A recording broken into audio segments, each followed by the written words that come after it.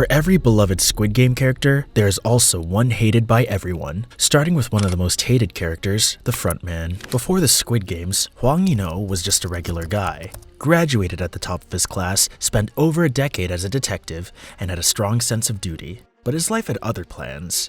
His wife was pregnant when she got diagnosed with acute liver cirrhosis. The doctors gave her a choice: terminate the pregnancy and live, or go through with it and risk everything. She chose the baby. In-ho tried everything to save her, but it was way too expensive. So, In-ho borrowed money. But this would be a huge mistake. His department mistook it for a bribe, and just like that, he was done. That's how he ended up in the 28th Squid Game as player 132, and luckily for him, he won. But by the time he got out, it was too late. His wife had passed. The money was useless. This absolutely broke him. When Oh Nam offered him a new purpose, he took it. Just like that, he went from being a cop to being the frontman of the whole operation. People can argue all they want about his backstory, but at the end of the day, he's the one out there running the games and watching people get deleted. Also, the guy shot his own brother. His own brother. The brother who literally went undercover, risked his life, and did everything to find him. And what does this guy do? He shoots him. Zero hesitation. But it would get a lot worse in Season 2. He joins the games as player 1, sticks with Gi Hun, and then pulls every manipulative trick in the book. He would use his dead wife and kid for sympathy and to gain trust from the group. The guy was just too convincing. When he pulled up as player 001, you could just tell he had something shady going on. But as it went on, he played it so well. Just another contestant going through the motions and struggling like the rest. He even helped out the squad and had happy moments with them. Maybe his wife's death messed him up. Maybe he joined the game originally for a noble cause. Either way, In-ho is still a walking red flag, and absolutely nothing is saving him from being somewhat hated. Well, the frontman ran the game with no remorse, but Gi Hun, she had nothing to lose, yet everything to gain. Gi Hun was one of those characters who barely had screen time, yet somehow left the biggest impact. She grew up with an abusive father, who eventually killed her mother, and instead of letting that trauma consume her, she ended him. That one act landed her in prison, and by the time she got out, she had nothing. No family, no future, no reason to care. That's why she joined the Squid Game. Not for money, not for some big dream, just because, why not? At first she was a loner, but then came the marbles game. When she partnered up with Se-byuk, something really changed. In their final 30 minutes together, Gi Hun went from being this quiet, sarcastic girl to someone full of warmth and wisdom. She listened to Se-byuk talk about her future, smiled like she had all the time in the world, and then she chose to lose. She chose to give Se-byuk a chance to live the life she never had. No hesitation, no regret, just peace. And that's what made Gi Hun so special and loved. While everybody else was desperately clinging to survival, she had already accepted her fate. She wasn't blinded by greed or fear. Also, her death was the only thing that got a real emotional reaction out of Se-byuk. While Gi Hun gave up her life so someone else could have a future, Nam-gyu threw everybody under the bus just to secure his own. Nam-gyu? Yeah, didn't really ring a bell at first. Same here. Took me a second to even remember who this dude was. He's basically the guy who hangs around Thanos always as a sidekick. And somehow he ended up being more hated than Thanos, which is funny considering that Thanos was the only one doing all the brutal stuff. I guess people just hated how he never had a single original thought, just following orders like a lapdog. At first, I thought he was just straight up stupid, but no, looking back at it, dude was actually really smart. He stuck to someone with influence and drugs, really played the side bitch role perfectly, and let Thanos do all the heavy lifting, convincing people, finding teammates, making moves, while he just chilled and benefited. Then, the second Thanos was out, the guy didn't even blink. He just kept the game going, got all the O's together, and turned it into a full-on massacre. Bro is actually cold. Can't wait to see him go full psycho villain in Season 3. Nam-gyu only made us hate him, but what about the guy who made us love him so much, then made us hate him even more? Oh Nam, man. This guy really had everybody fooled. We were out here feeling bad for this sweet old man, thinking he was just a frail grandpa trying to enjoy his last moments. People were crying over his death. And then the ultimate plot twist, he wasn't just the Squid Game, he made the Squid Game. Turns out, Il-nam was a bored billionaire who decided, what if we made poor people fight to the death for entertainment? Because apparently, golf and yachts weren't cutting it anymore. And look, even with that brain tumor, this dude knew exactly what he was doing. The worst part, he actually liked Gi Hun. That friendship, real. He genuinely enjoyed playing alongside him, reminiscing about his past, and even casting the vote that let everyone go home. but none of that erases the fact that he orchestrated years of brutal, senseless violence just because he and his rich buddies ran out of ways to kill time. And his excuse? People are selfish anyway. Bro, what? You mean Gi Hun, who treated you with nothing but kindness? Or Ali, who literally saved a stranger's life at the risk of his own? Nah, Il-nam might have had his sentimental moments, but at the end of the day, he was just another power-hungry elite playing God with people's lives on the line. Now, like I said, the reason why people still love this character is because before that wild reveal, he was just this sweet, endearing old man. The way he played red light, green light with that big grin, his innocent excitement during the games, the moments during the marble game that absolutely shattered people's heart. That's what made him such a beloved character. For most of the series, he was just this frail grandpa who brought warmth and humor to an otherwise brutal situation. And that's exactly why the betrayal hit so hard. Il-nam made some ruthless choices, no doubt, but what about the guy who messed up so bad he didn't just ruin his own life, he dragged his own mother down with him? Now, Young-shik's gambling problems ran so deep that not only did he land himself in Squid Game, but he dragged his elderly mother in with him. That alone earns him a good spot in the hated category. Seriously, when your mom has to risk her life because of your bad decisions, you've officially hit rock bottom. That said, for all of his flaws, he wasn't heartless. He was fiercely loyal to his mother, always making sure she stuck close by. He even insisted she walk behind him during red light, green light, trying to shield her in whatever way he could. But then there was the moment he voted to continuing the games, fully aware that it meant putting her life on the line. Yeah, not exactly good son material here. He had his redeeming qualities, but at the end of the day, he was the kind of guy who let his own bad choices go out of control, dragging the people he loved down with him. Young-shik's choices were bad. But what happens when the truth you're chasing turns out to be the one thing you can't face? Well, that's exactly the case for Junho, the police officer who goes searching behind all of this. The guy who literally put his life on the line, all for the sake of finding his brother. Dude literally puts himself in the middle of life or death situations, staying undercover for days without slipping up, sneaking into one of the most dangerous, twisted games ever, just to play detective. That takes some serious balls. Also, if it weren't for him, the outside world wouldn't even have a clue about what was going down in that nightmare of a game. The police, still kinda skeptical, but well, he did his part. Now, not gonna lie, after season 1, most people, including me, thought he was done for, like, gone. Then boom, season 2 rolls around and there he is, alive and breathing. I really didn't expect that. Apparently saved by Captain Park, who let's just say is exactly the kind of guy you'd want watching your back. Completely trustworthy dude, right? But Junho doesn't sit around. He starts pulling every string he can, gathering people, and getting right back to work, again trying to take down this whole operation. Now, why is he loved? The dude has hero energy, no doubt, but also because even after everything, he still can't fully turn his back on Inho. He had every reason to expose him, to take him down, but he hesitated. Because at the end of the day, no matter how messed up things get, that's still his brother. And look, I get it. Emotions are complicated, but seriously, that dude literally shot you in the chest. At some point, you gotta face the reality, bro. Junho? Definitely a hero. But Minyo, she wasn't a hero or villain, just someone who knew how to play the game. Han Minyo was deep in debt and willing to do whatever it took to survive, and honestly, she was kind of iconic. Yeah, she was loud, rude, and a little unhinged, but can't really say she wasn't outright evil. Just a girl playing the game in the only way she knew how. Her strategies were manipulation and survival. Whether it was cozying up to Duk-soo or making alliances with strong players, she just knew how to work the system. But the moment someone crossed her, it was game over. Duk-soo found that out the hard way when she made good on her promise and took him down with her in the Glass Stepping Stones challenge. Sure, it was revenge, but in doing so, she also gave Gi Hun, Sang-woo, and Se-byuk a better shot at survival. At the end of the day, Minyo was neither a hero nor a villain, just someone trying to make it out alive. Minyo played the game to survive, but Se-byuk, she wasn't just playing for herself, she was fighting for something bigger. Se-byuk's story is one of the most heartbreaking in the show. She's a North Korean defector who escaped with her family, but it cost them everything.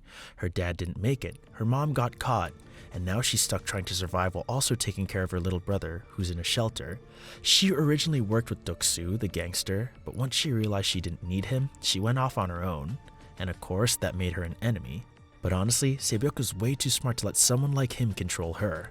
She knew how to handle herself. The reason she enters the Squid Game? Simple. She needs money to pay back a broker who can bring her mom to South Korea and get her little brother out of the shelter. It's not about greed, it's about survival. So after making it through the first round, she's one of the few players who actually vote to continue the game, despite knowing how deadly it is. And even after going back to the real world for a bit, she voluntarily returns, because for her, there was just no other option. Now, why do people love her so much? Her backstory is tragic, sure, but it's also what makes her so strong. She's tough, resourceful, and smart. But behind that cold, distant attitude, she actually has a heart. And throughout the game, you see her go from this kind and guarded loner to someone who actually lets people in. She even stops Gi Hun from killing Sang-woo, proving that even in the middle of all that madness, she still held on to her humanity. I guess that's what made her really special and loved. Some people need to survive like Se-byuk, others like Sun-yo thought they ran the game. It's the shaman lady. Before the game, she was supposedly a shaman. Whether she actually had any supernatural powers or was just vibing on a whole other wavelength is anyone's guess. But one thing's for sure, she thought she was the main character. At some point in 2024, she lost a huge amount of money and ended up in the 36th Squid Game. Well, the reason why people hate her the most is because despite her misfortunes, she carried herself with arrogance of someone who believed she was above everybody else. Maybe it was her past status as a renowned shaman, or maybe she was just naturally that unpleasant. Either way, she's got ego, and she knew how to use it. But also here's the credit where it's due. She's got skills. She could read people like a book, clocking Gi Hun as a former player instantly. That's something nobody else managed to do.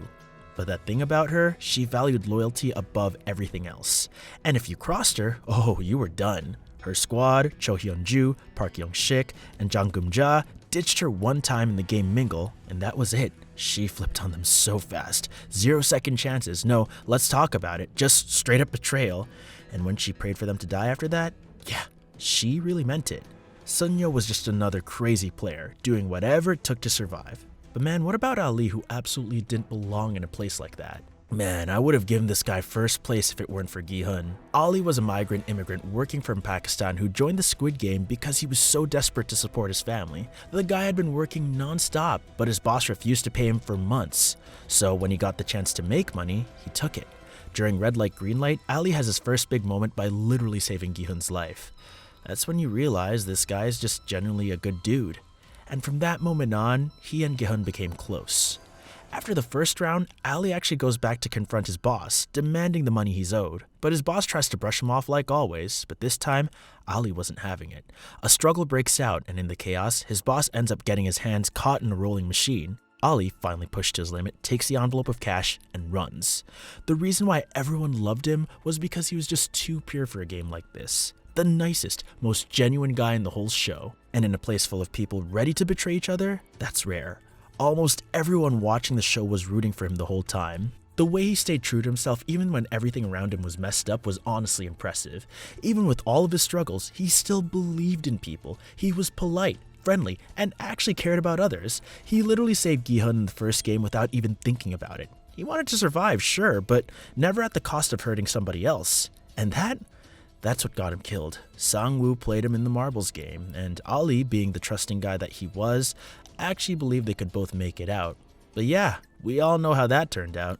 And the worst part, even when Ali realized what was going on, he still called out for Sang-woo. Like, he just couldn't believe someone would just do that to him. His death, probably one of the most saddest moments in the whole show. It was just so unfair. And the crazy thing is, if it weren't for Ali, Gi Hun wouldn't have even made it in the first place. Ali was just too pure for this world, man. But then there were the ones on the other side who were just so cruel, so detached, that calling them human doesn't even feel right. Oh yes, the VIPs. The VIPs were originally high-profile clients of Oh Il-nam's financial firm. Billionaires who had everything money could buy, but still felt bored with their lives. So naturally, they came to the completely sane conclusion of funding a secret death game where desperate people fight to survive for their amusement. They bankrolled the entire operation, giving Il-nam and his guards unlimited resources to make sure the Squid Games ran smoothly. And honestly, these guys might just be the worst of the worst. Think about it. Who is all of this for? The brutal games, the life or death stakes, the twisted sense of competition? These maniacs, a bunch of filthy rich, morally bankrupt lunatics who got so bored with their obscene wealth that they decided to turn human suffering into their personal game night. And the way they talk about the players like they're just disposable pieces on a board, something to place bets on and mock for their own amusement, humanity hasn't even touched these guys. Actually, scratch that. I don't even want to use that word in the same sentence as them. The VIPs were madmen with no souls, but what about the madmen everybody loved? Yep, the rapper. So here's the reason why Thanos even ended up in the game. Young-E, the crypto guy. This dude starts hyping up some new coin called Dalmatian, and Thanos, thinking he's about to hit it big, throws all of his rap money, like 500 million won, straight into this whole Dalmatian thing. And yeah, it was a total scam. Dude loses everything and ends up with 1.19 billion won in debt. And at that point, he's completely done. Like standing on the Han River Bridge, ready to end it all kind of done. But then, out of nowhere, the recruiter shows up, offering him a shot at getting his life back with a game of Dakji. And Thanos, he takes it, says he saw it as some kind of sign from the universe, and if there's even a tiny shot at making things right and making his mom proud, you already know he's gonna take it. Now, the reason people love this guy, his character had that crazy, unpredictable attitude, and that's exactly why people loved having him around. Dude was pure chaos, and it actually made the game so much more entertaining. And for those who don't know, yeah, he's actually a rapper in real life. T.O.P., that's his stage name, and he's already a huge deal in the music world there. So seeing him in Squid Game was kind of a wild ride for fans. Thanos wasn't just another player, he was all over the place. One second he's joking around, the next he's doing something really insane. And that's why I mentioned unpredictable. You'd never know what he'd do next. Since he used to be an internet rapper, he had this reckless, I don't care attitude about everything, which just made him even more of a wild card. Now, I won't lie, he could be kind of cringe at times, but I guess that's also what made him kind of funny. The dude was just so full of himself in the dumbest way possible, and it made me laugh almost every time when he was on screen. Obviously not a great person, but definitely cool and entertaining. Gonna miss him in Season 3. Thanos was a crazy guy everyone loved. Now, what about the most hated man in all the games? That title absolutely goes to this dude right here, Im Jong-dae. You know, the one who never shuts up about money, the one who treats human lives like numbers on a balance sheet. Yeah, that was him. Before the Squid Game, he was apparently some kind of big shot businessman, except, well, not really, because he managed to rack up a 10 billion won debt. And instead of turning that into a comeback story, he landed himself in a death game where he spent most of his time flexing about how he even got a loan that big in the first place. Like, bro, relax, that's not a flex you think it is. The reason why many people hated him was because there was nothing beneath the surface with this guy. No tragic past, no hidden depth, just raw greed cranked up to 1,000,000 like cartoon villains. Every second he spent on screen was another moment of him whining about how he needed the games to keep going so he could stack up more blood money. That was literally his entire personality, just pure, shameless hunger for wealth at any cost. And honestly, he's kind of the human equivalent of a get rich or die trying poster, except he skipped straight to the die trying part. Get rich or die trying dude was the most hated man on the list. Now, who's the one everyone loved the most? Like you'd expect, Gi Hun is the most loved. He's the main character after all, and that always kind of puts him in the right place at the right time. But beyond that, Gi Hun is one of those guys you can't help but like. Yeah, he's got problems, gambling, debt, barely holding on to his relationship with his daughter. Not exactly a guy who's got his life figured out. But even with all of that, he's got a good heart. That's what makes him so different. He wasn't just in it for himself, he actually cared. Who turns back to save someone in the middle of a death game with seconds left? Gi Hun did. And even after making it out, he didn't just disappear with the money. He actually went back, trying to stop the whole thing.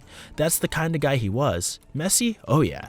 But also one of the most decent people in that entire game. Now after all this, I'm actually really hyped for Season 3.